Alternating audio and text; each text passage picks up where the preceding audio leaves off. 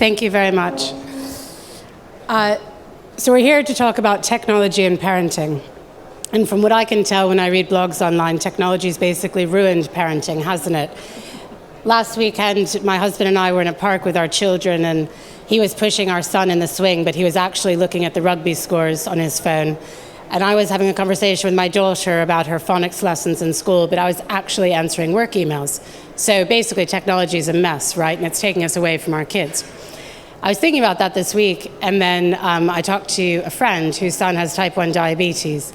And she said that she has an app which is called Share by a company called Dexcom. And she said before she had this app, she got it last year, she had to be with her son all the time. She was always worried about his glucose levels. And now, it's really cool, Indy has a chip implanted in his arm, which through Bluetooth technology sends his exact levels to a phone that he carries with him, which sends his levels to his mother in real time anywhere she is, which means she's been able to go away on holiday for the first time in 4 years. She can monitor him when she's far away. It's amazing. Another mother said to me, she suffered from postnatal psychosis. She was really lonely, and she found online communities which allowed her to share her experience with other people and gave her a chance to feel like she wasn't alone and to be a great parent to her son at the same time. So these are extreme examples.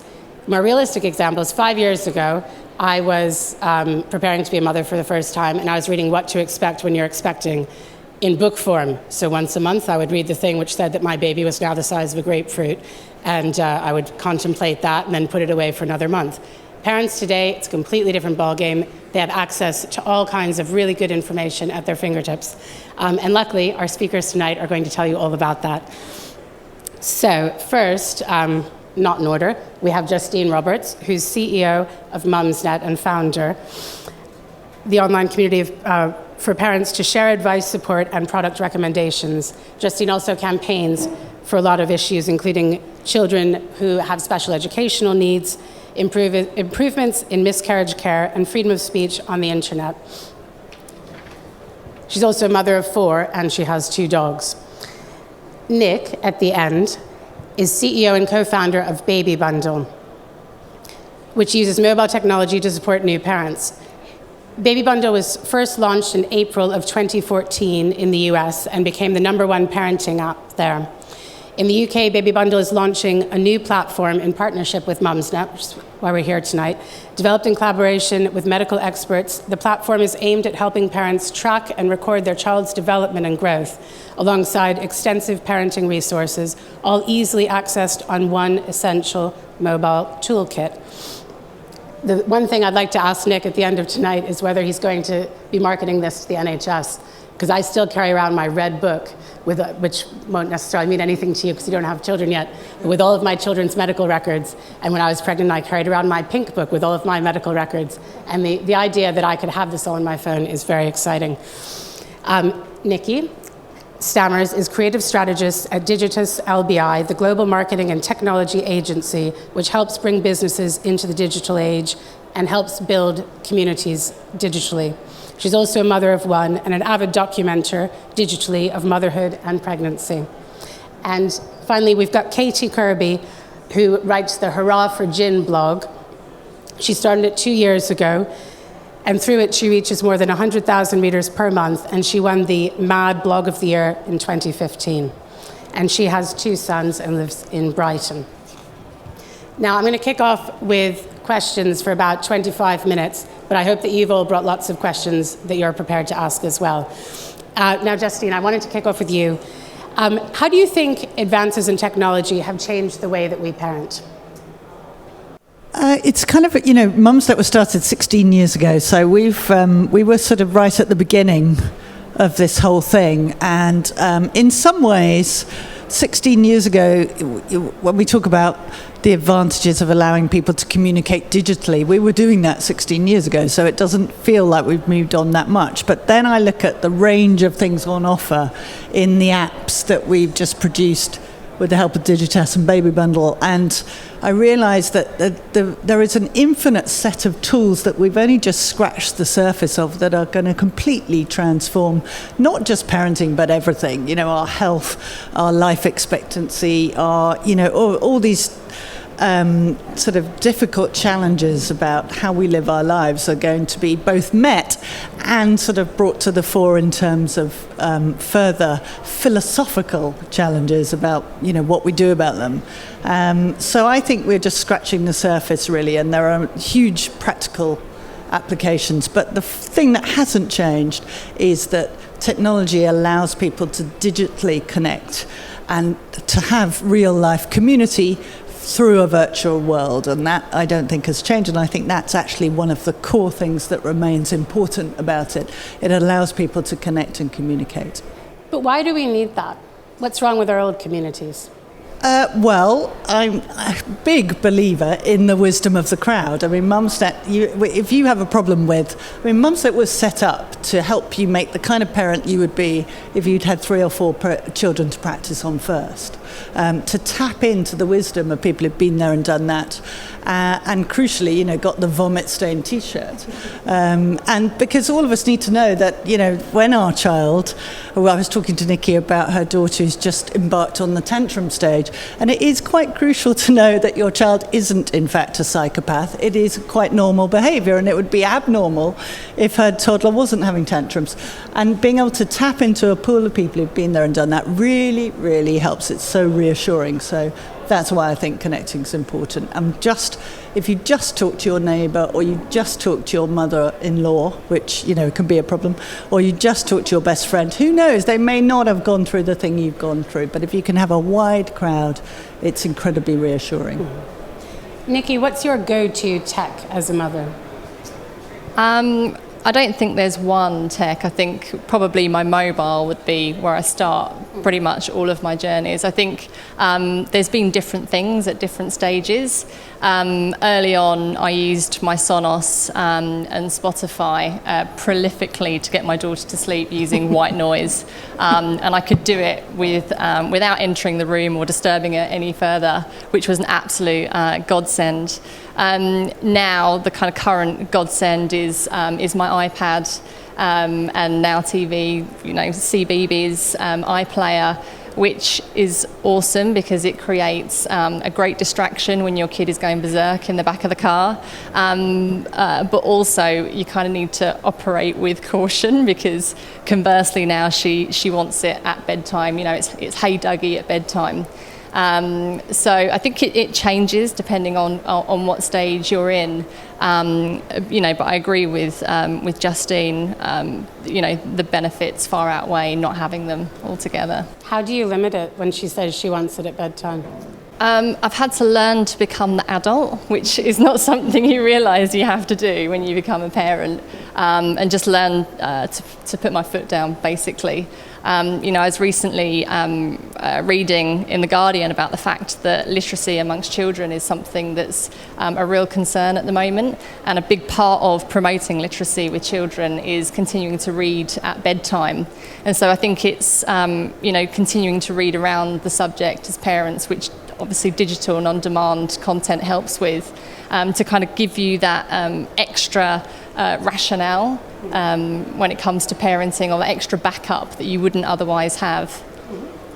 And Katie, what's your go-to app, technology? Well, we're doing a lot of phonics at the minute. My oldest is at school, so those are great. I mean, I love them for that, to be able to sort of teach them to read. I think they make it really engaging and interactive. So we use a lot of those type games at the minute, and YouTube, which is great as well for all the cartoons and things. Would you recommend any in particular? I forget all their names now. I forget their names, but no, we've got quite a few where you kind of go around a house and it sort of shows up the letter and you've got to guess what the word is and things like that.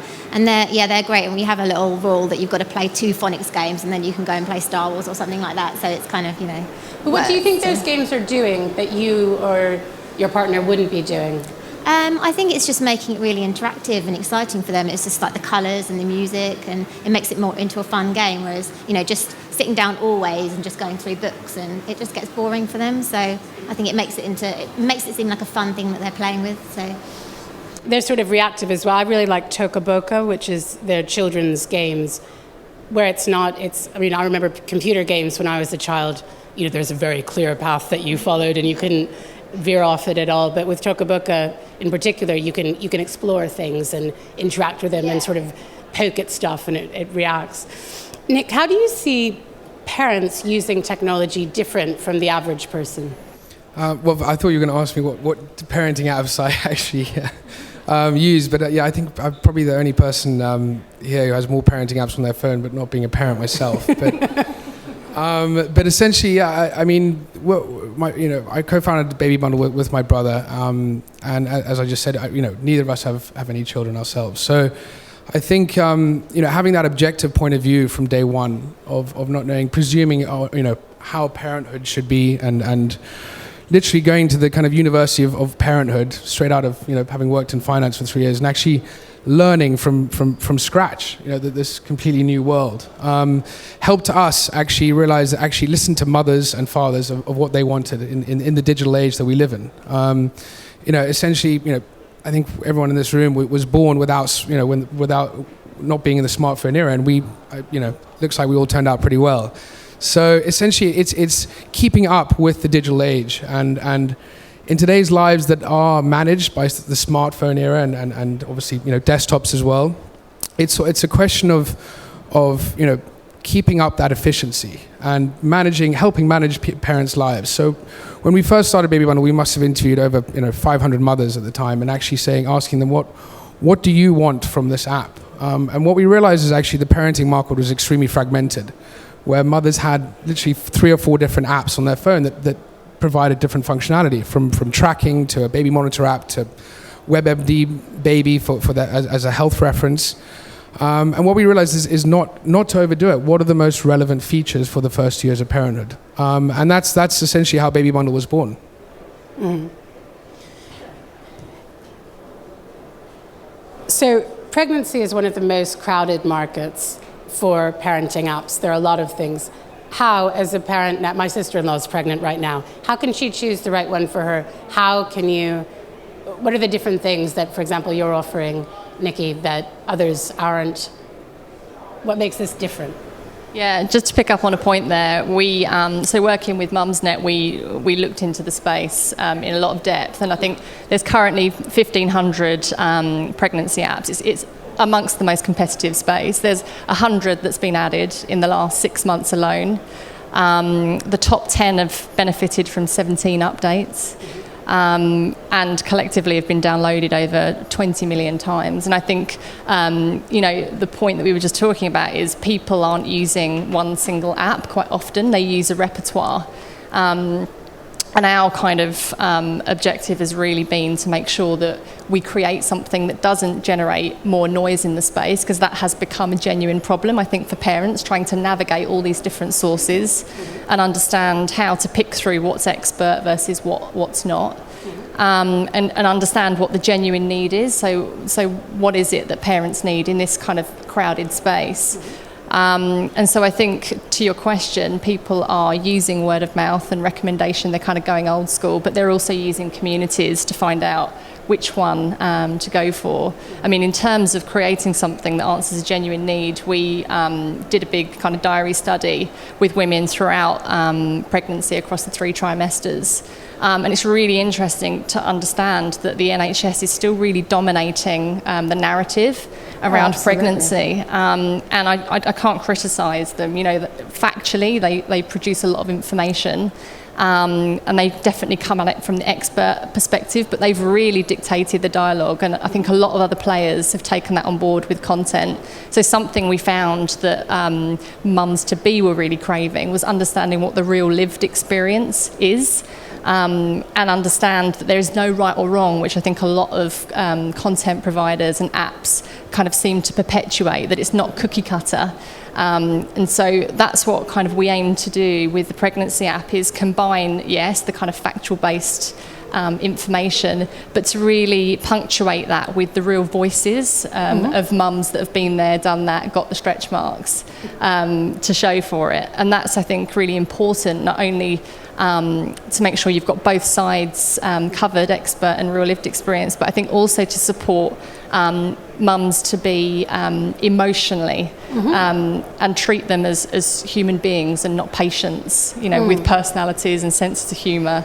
And so I think navigating it is really difficult. So creating something that answers a need and doesn't just replicate what's out there is really important, and that's really what we've aimed to do. I think that's true in pregnancy as a whole. It's either, heavily medicalised or heavily kind of magazinised, sort of this perfect view of amazingly beautiful supermodels with their, wonderful soft focus pink adorable pregnancy going on, and what Mumsnet brings to the world generally is a certain amount of reality about life. So we tell it like it is, really. We try to do it with humour, which is the way parents largely get through this traumatic time in their lives.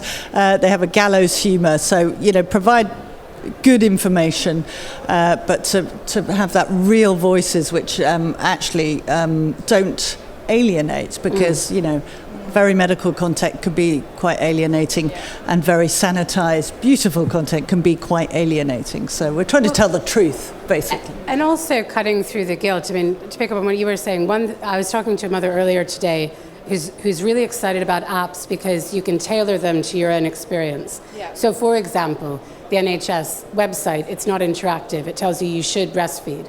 And breastfeeding is great. I'm not saying it's not great. If for whatever reason you decide you're not going down the breastfeeding route and you have an app, you can say, okay, I'm bottle feeding, and it will just tell you about that, so you don't get the daily guilty reminder. It's very, or say you're single. You don't have a constant reminder of, dad could be doing this right now, and you think, oh, great.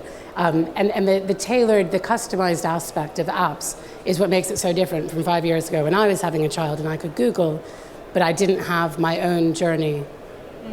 That's right, but it's also, I hate to hark on, but it's about community. It's about, I'm finding it just difficult to breastfeed. Is this normal? Is there anyone who can help me in the middle of the night when I'm weeping and, my boobs are feeling like they're about to explode and all that kind of stuff? And that's where the community comes in, because they're there 24/7, unlike, a lot of the medical advice, which is, it makes me crazy the way midwives are not really allowed to say it's painful.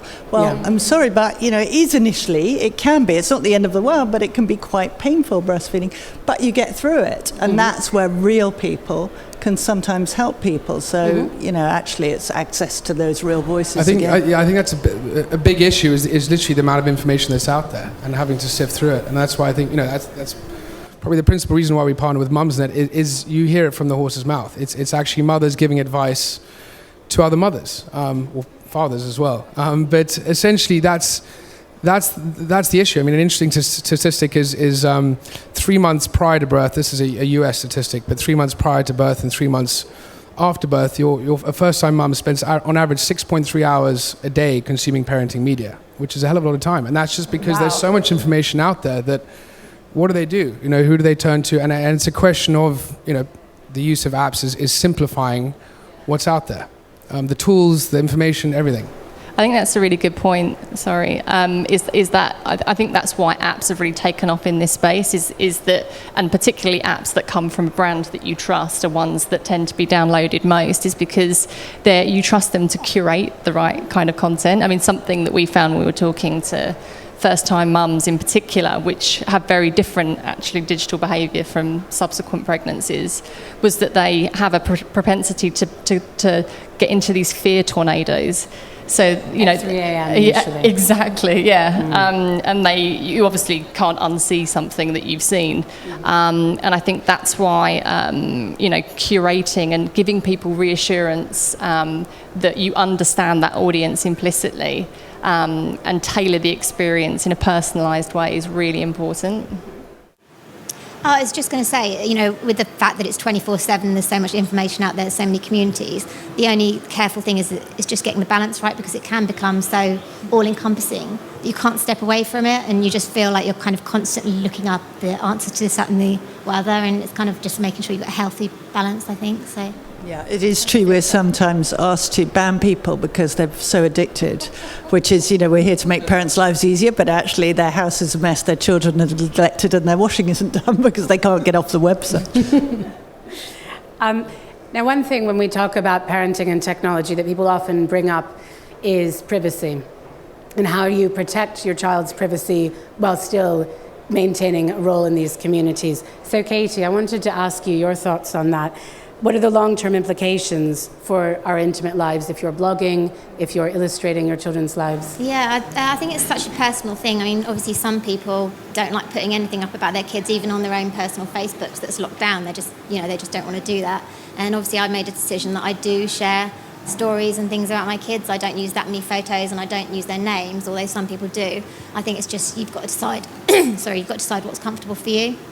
And at the minute, they're too young to really be that aware of what I'm doing, but that could change. In another couple of years, perhaps I'll feel uncomfortable sharing stuff about them because it's not stuff that everyone can relate to, like kind of toddler kind of elements. It becomes more personal and more about their relationships and then them as the individual people. So yeah, it's a personal thing, I think. But and relating to that, actually, Justine, maybe you can look into a crystal ball into the future, because one thing I find is when children are young, people are a lot more willing to share photographs and stories about what they've done. But then you inch up towards secondary school and into the secondary school years, and people become a bit more private about their children, which is understandable. The children are becoming individuals. But where is that community? Do you think that's a community that will grow, that parents of young children now are going to keep sharing? Or do you think they'll also pull back when the kids get older? Well, my experience is parents keep sharing, but they share less about their children and more about their other relationships, shall we say. So, on Mumsnet, the busiest forum we have is called Am I Being Unreasonable? And that is essentially a sort of agony aunt type space where people are looking for validation about the emotions they're feeling to do with all their myriad of relationships, including their neighbour, their boss, particularly their other halves and their mother-in-laws. And so I think, the sharing happens, but people do become more cautious about their children, not least because, quite frankly, their children will really tell them off. I mean, I've been told off enormously for, I thought, quite anodyne mentions of my children in various media, but so you learn pretty quickly. I think the other thing to mention is the notion of privacy in itself. I think we're all too, even if we think we're being private, the fact is we are so easily found, as we found out at Mumsnet over the summer, very visibly when the site was hacked. And I don't know if people know what swatting is, but I was swatted because my data was easily found online, even though I'm pretty anal about my data. So I think the truth is, in this world where data is so easily accessed by hackers, you should pretty much assume that people can find out stuff about you and your kids, and really we're all going to have to get used to how we process that. And these digital footprints, I think we will all get a lot more relaxed about what's out there, because actually it's all out there whether you think it is or not. And as product designers and developers, Nikki and Nick, I mean, how do you feel about what do you think when you think privacy? I mean, how does that make you feel? What sort of it's a big issue. I mean, in terms of the kind of media side of it and in photo sharing, I mean, a lot of with privacy being at the forefront of social media issues that are being discussed today, it's a lot of the media that is shared is photographs, and less so people are using Facebook and Instagram to do so, because they realize that actually, where is this going? All these kind of stories come up, these terrifying stories about, what happens to your data and these photographs. And, we were actually in the process of developing a photo sharing app feature called the Stream of Life, which is actually creating a private network around that baby, where you get to choose exactly who views that baby's stream of life, let's say. So you can choose the godparents or the relatives, so you've actually got a closed network around that baby. Aside from the fact that also people who do share on Facebook, it frustrates their friends, because the amount of hundreds of baby photos and all these babies look the same. They're just these constant streams of babies, and it's a question. Yeah, it's a big issue, I think, on that side of things. I think also the data that we collect in our app is we make it very clear that it actually belongs to the user, the self. I mean, we can aggregate the data and use that data anonymously to I suppose to help companies like the WHO, for instance, who update their growth charts every decade, and as you know, which are in the NHS Red Book. Whereas we have, real life growth data that we can, anonymously share. So there's an upside to it as well, but we're very careful to let the user know that it belongs to them. It's something that after those 2 years of parenthood, you can export that data, you can keep that yourself, but essentially it's on your account. That's all your own personal data. I think just to add to that, I think our big responsibility is transparency, and I think that's where a lot of the big social networks and platforms are kind of really getting it wrong, to be quite frank. I think quite often the wording's tricksy. I think the settings are difficult to navigate, and I think that's what we owe people who are interacting with our products is true transparency about what's happening to their data. I mean, often when we work with brands, marketers, or publishers, it's actually it's collaborative, understanding how we store that data. But in some instances, it's a choice that we can put back in the hands of the consumer. Whether it's data that they want to export and store on their own terms, or whether they want to pay for storage, secure storage, whether it be in the cloud or on servers. But I think transparency and choice actually are the two main important points. There's also an ethical question there, which is, a baby, a parent posting pictures of that baby, what rights does that baby have? Further down the line, when it turns 5 or it realizes what Facebook is, and those photos are still in the ether. They exist somewhere, and it's a question of, yes, that parent is taking that conscious decision to share data and photographs to the world, but essentially it's that baby's a human being as well. So it's there's that question as well.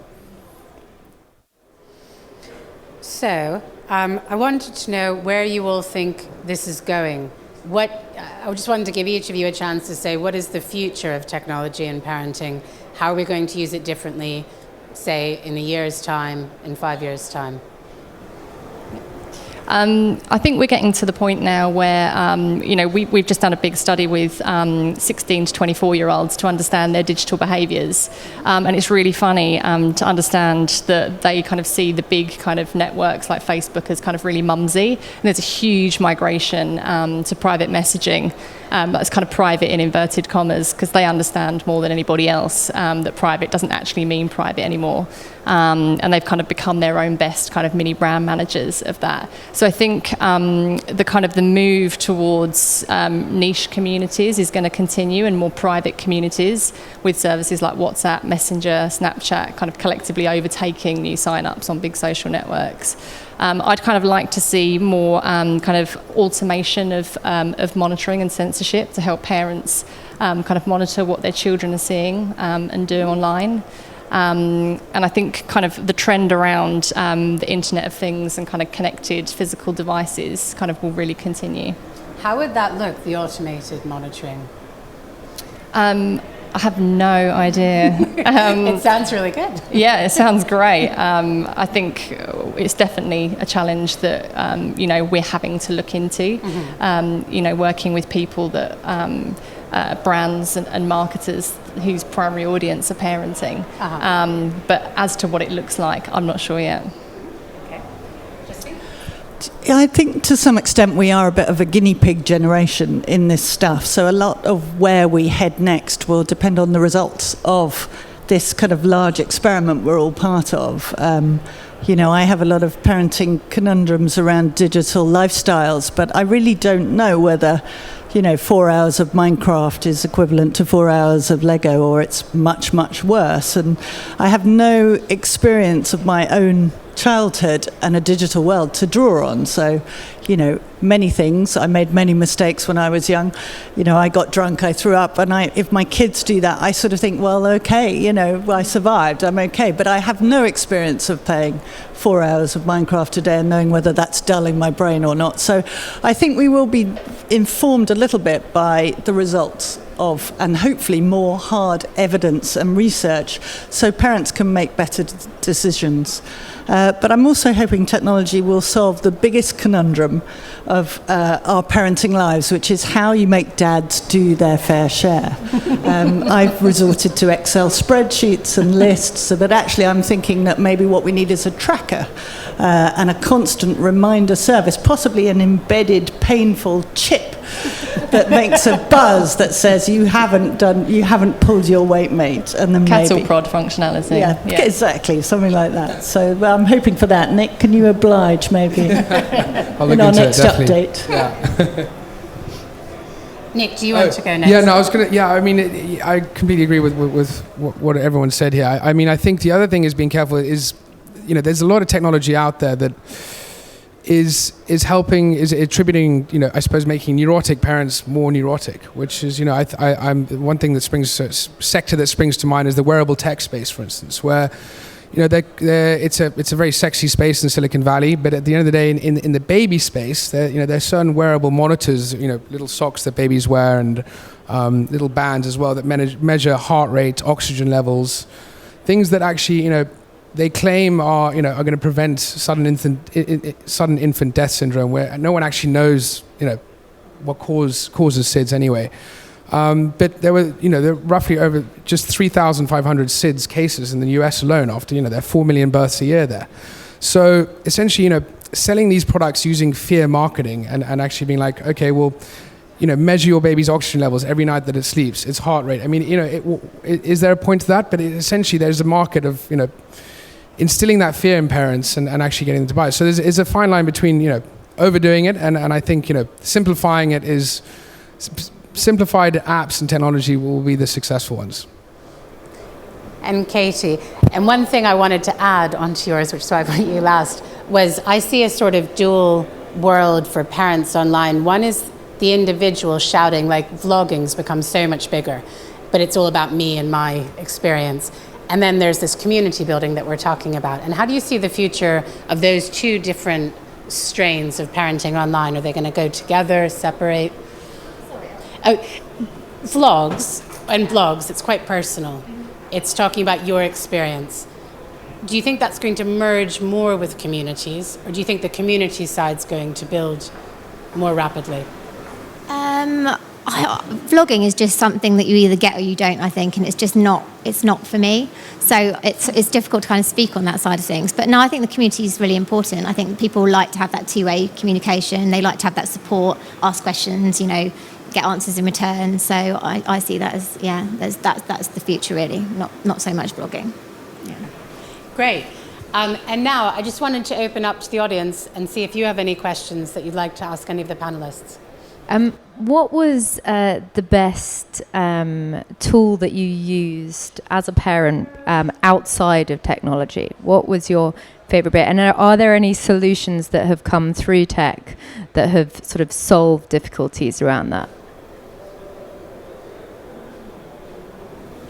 I think the Grow company, I don't have any links to them whatsoever, so there's no kind of vested interest, are really interesting in terms of the kind of innovative parenting tools that they produce. I mean, I've become a massive advocate, during kind of bringing up my 21-month-old, and I'm sure they'll continue to be useful.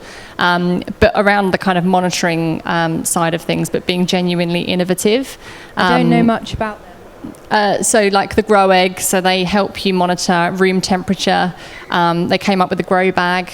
So instead of you having to repeatedly walk into your child's room and put the blanket back on, they literally zipped into the bag so they can't get out. Benefit is they're warm all the time, all the right temperature.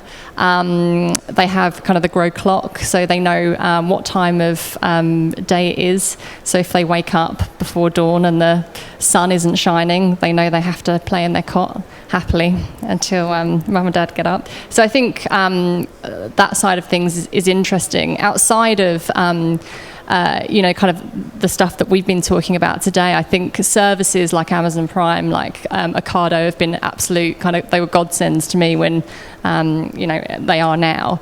Being able to get products kind of on demand when you need them, the stuff that you need that you would never ever have guessed that you need immediately, are kind of untold. So yeah, they would be kind of mine. I mean, I think of this in a way as what products do I wish was around. My kids are quite grown up now, that are out there now, which I didn't have access to. And for me, it's everything that alleviates guilt, really. I have 4 kids, and inevitably what happens is you have lots of pictures of the first one and maybe 2. and then nothing. And, you know, when my kids ask me what was my first word, no idea. I make it up, you know. So something that helped me monitor and track all that and keep everything organised in that fog of kind of just trying to survive, really. And it does seem that a lot of the tools we're producing and are being produced allow you to do that. And anything that alleviates parental guilt, I think, is a great thing. And mine would always sleep really well when I took them out to like cafes or the pub, you know, it's a good one. And so and then I used for my second one when we weren't able to get out to the pub quite as much. Obviously, when you've just got one, it's quite easy to kind of nip out. Like apps that have background white noise, and you can get bar noise and cafe noise and crowd noise and stuff like that. And they were really useful for getting them to sleep because babies just don't like the dead quiet. So.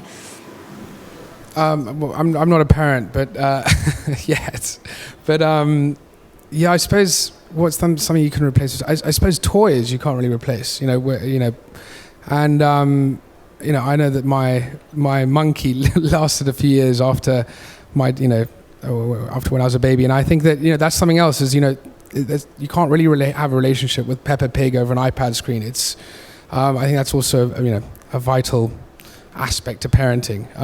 Going back to, I suppose, what you initially brought up about the Red Book, people still are given the Red Book by the NHS, and it's a question of simplifying what already exists, and also creating efficiencies with that doctor-patient dialogue as well, where you can actually maybe send your information ahead of your appointment as opposed to frantically feeling guilty that you haven't filled in your growth charts or your vaccinations, so yeah. But I would add one more, actually. I'm not going to do it for you now, so count yourselves lucky, but I sing to my children all the time. It's the only thing when they were babies that would calm them, when they got older that would focus them, if we're in a long car journey that makes them stop crying.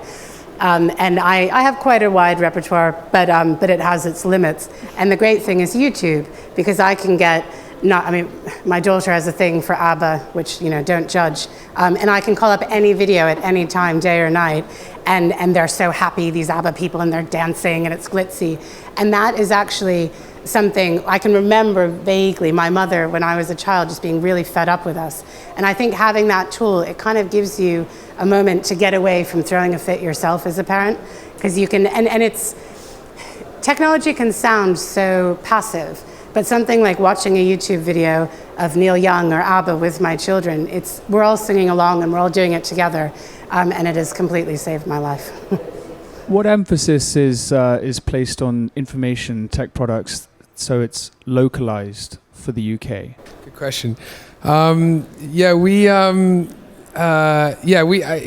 listen. I think from day one we realized that we launched in America last April, and one of the, I suppose, first things we picked up on was localization. Was actually, if we were going to bring the app to the UK, we can't call nappies diapers, for instance. Things like that, where actually localization is very important in the parenting world. It's one of the principal, pieces of information we got, given when we were interviewing mothers, is actually we want an app that is made for our country. I mean, to have that kind of that peace of mind and that layer of trust as well is extremely important. So I think we're pretty unique as a parenting app in that we do that. I mean, aside from anything else, we have a lot of features in there that have content specific to different countries and even different spellings.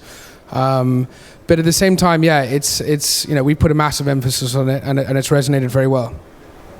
I think in an age where we can't really escape kind of hyper-relevance and personalisation, there's much more of an expectation from consumers on content to be kind of local to them and hyper-local at that. I think with parenting in particular, there's a lot of subjects that are kind of enduring and global, and you can connect with anybody all over the world, within the limits of language.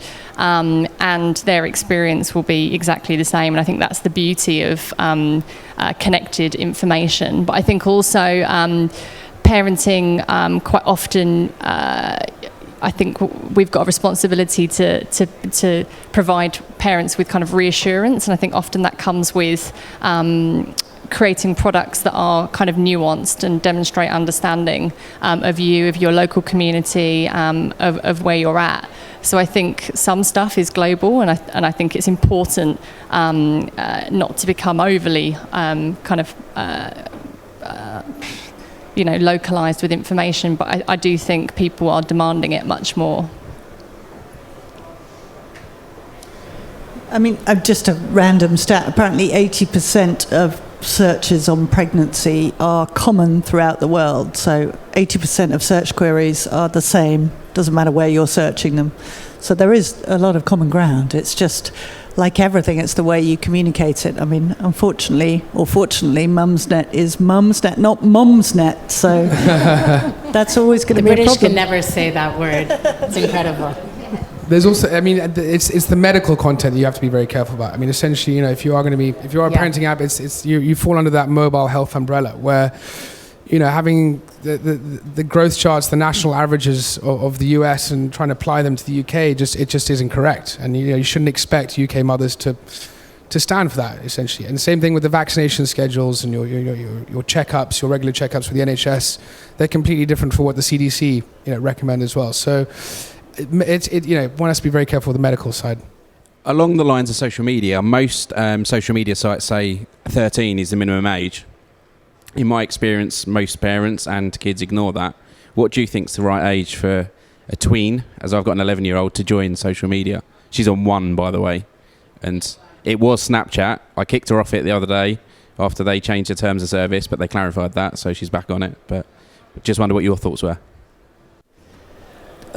This question is a bit like people often ask on Mumsnet and elsewhere, what age can I leave my kids alone? And the answer really from the Mumsnet audience is it depends on your child. And only you can know really how responsible your child is, how much they understand the messages you're probably giving them, which is, be careful with your data, not everyone who is who they say they are, and how much they're going to be hoodwinked. And that will be relevant to different kids at different ages. So I, for instance, have a 12-year-old son and a 9-year-old son, and I know who I would trust more to, find his way about town and get himself home from the tube. It's not the older one. Having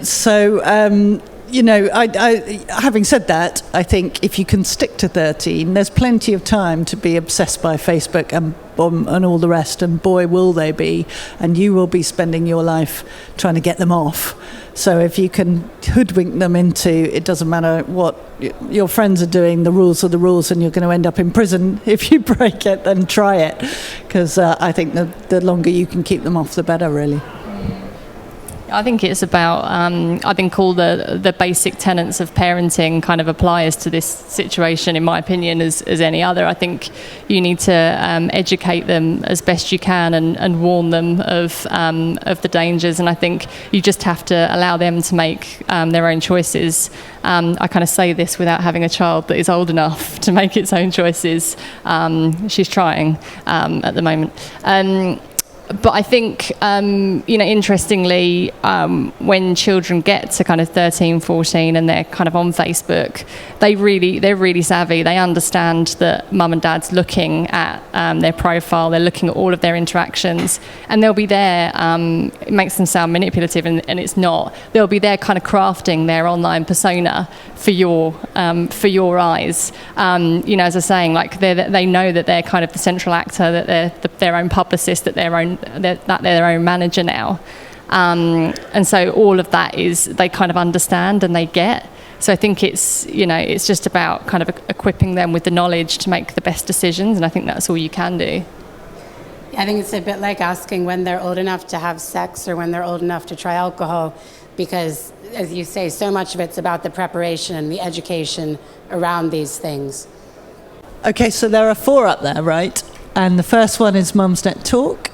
So the second one is Mumsnet Baby Bundle, which is the kind of, the postnatal app designed for the first 2 years of parenthood, which includes tracking functionality and proprietary content written by Mumsnet and Dr. Care Anyway with the health reference. But more importantly, also includes Mumsnet Talk, which is the forum kind of community side of Mumsnet.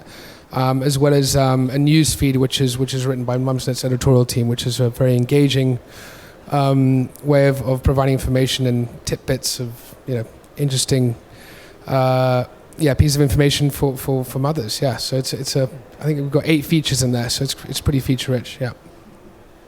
I think you've beaten us. So the third one is the pregnancy tracker app. So what you can see there is a kind of central kind of navigation tool, if you like, the wheel. So it allows you to track through your weeks and get week by week content. And that's, I think, the really interesting thing about the content that you're getting is kind of, as we were saying earlier, it's kind of a curation of content written by kind of the Mumsnet editors, but importantly, it's all those kind of beautiful kind of real lived experience and voices of the community. And I think we also have endeavoured to recognise that you as a person are going through a huge shift and a huge change. So we want to talk about you and your body and your emotional needs, as well as kind of how your baby's developing, and whether it's the size of a walnut or a watermelon. Also on there is a function around journaling. So what we kind of found out was that people, I think everyone knows that you can kind of keep kind of great analog books, beautiful books, once your child has arrived. But there's actually very little that allows you to kind of get close to your unborn child in a kind of tangible sense. So there's a feature there that allows you to kind of journal your journey through pregnancy, through kind of taking bump selfies and kind of leaving little notes to remind you of your journey, and that you can show your child when it gets old enough, which I'm sure would be interesting to them, and probably embarrassing. Everything's embarrassing, isn't it? Great. Well, thank you so much, everyone. And thank you all for coming tonight. Well done. Thank you. Thanks.